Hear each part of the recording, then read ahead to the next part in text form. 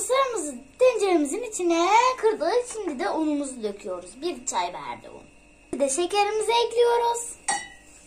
Pudra şekerimizi döküyoruz. 1 çay bardağı. Özür dilerim, nişastaydı.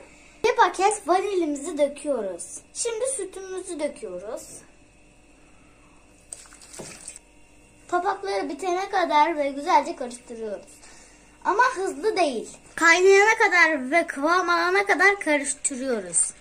Kıvamı aldı, ocaktan indiriyoruz.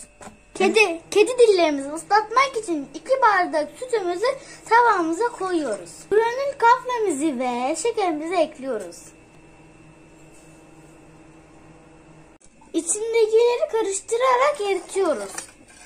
Bizim bisküvilerimiz biz ortadan ikiye böldük. Kabı büyük olanlar bölmesine gerek yok. Yaptığımız karamelileri batırıp kabımıza koyuyoruz.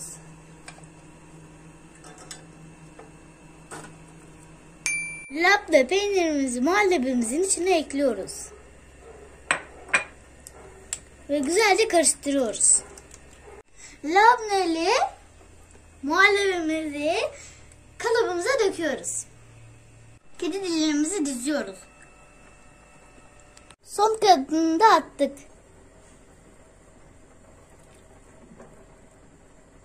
Son kat kedi dilimizi ekliyoruz.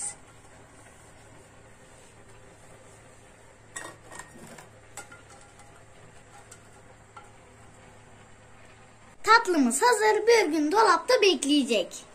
Lokumumuzu atıyoruz.